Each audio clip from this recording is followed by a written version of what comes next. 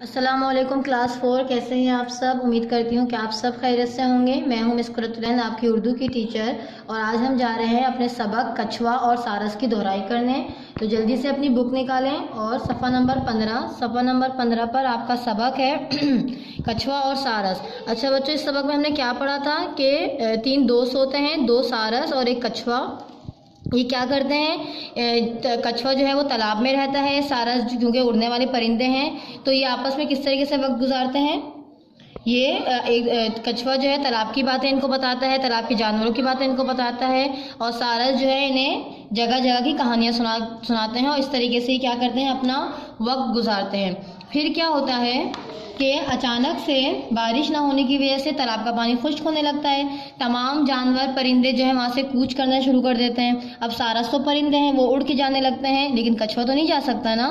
तो फिर सारस उसे किस तरीके से मदद करते हैं, वो एक मजबूत सी डंडी लाते हैं और कछुए से क्या कहते हैं कि तुम इस डंडी को पकड़ लो मजबूती के साथ, ठीक है, लेकिन अपना मुंह मत खोलना। और आप सबको पता है ना, कछुआ वैसे तो बहुत अच्छा था, लेकिन उसके अंदर एक क्या बुरी आदत थी कि वो बातें बहुत बनाता था। तो सारस ने उड़ने से पहले उन्हें कछुए को इस बात की हिदायत की कि चाहे कुछ भी हो जाए, तुमने क्या करना है, तुमने अपना मुंह नहीं खोलना, ठीक है। लेकिन वो क्या करता है, आप सबको पता है, जब वो लोग उड़ रहे होते हैं, डंडी पकड़ी होती दोनों सारस ने, और बीच में कछुआ होता है, तो वो एक गांव से गुजरते हैं। वहाँ पे कुछ बच्चे खेल रहे होते हैं, तो वो उड़ते हुए कछुए को देख के उसका मजाक उड़ाते हैं कि देखो वो कछुआ उड़ रहा है, उड़ता हुआ कछुआ जा रहा है। और कछुए से रहा नहीं जाता, वो क्या करता है, वो उनको जवाब देने के लिए जैसे ही मुंह खोलता है वो नीचे गिर जाता है। तो फिर सारस क्या कहता है कि बादुनी कछुए ने अपनी बेसब्री की सजा पाई। देखें, उसमें यहाँ पे चोट लग गई है, ठीक है। तो ये आपका सबक था, इसके हमने अल्फाज मानी भी किए थे और इसके सवाल जवाब भी किए थे। तो इसके सवाल जवाब की दोहराई करते हैं एक दफ़ा। पहला सवाल है, कछुआ और सारस वक्त किस तरह गुजारते थे। तो किस तरह गुजारते थे, कछुआ जो है तालाब की बातें करता था उससे, और सारस जो है वो इधर उधर की कहानियां सुनाते थे, और इस तरीके से वो दोनों बहुत अच्छा अपना वक्त गुजारते थे।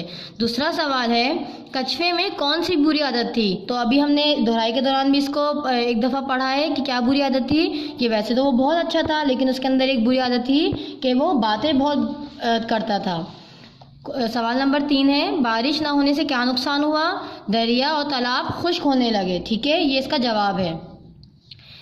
आखिरी सवाल है, दोनों सारसों ने कछुए की किस तरह मदद की। तो किस तरह मदद की थी दोनों सारस ने, वो एक डंडी लेकर आ गए थे और कहा था कि इस डंडी को मजबूती से पकड़ लो, हम तुम्हें उड़ाकर एक बस्ती से दूसरे गांव ले जाएंगे, ठीक है। इसका जो सबसे आखिरी क्वेश्चन था वो हमने नहीं किया था, हमने इसके सिर्फ 4 सवाल ही किए थे। आपका होमवर्क ये है बच्चों कि आपने इन 4 सवालों की दोहराई करनी है, एक दफ़ा सबक को बहुत अच्छे से पढ़ना है और इन 4 सवालों को याद करना है, ठीक है। आज के लेक्चर की फ़िलहाल इतना ही। अपना बहुत ख्याल रखिएगा। अल्लाह हाफिज़।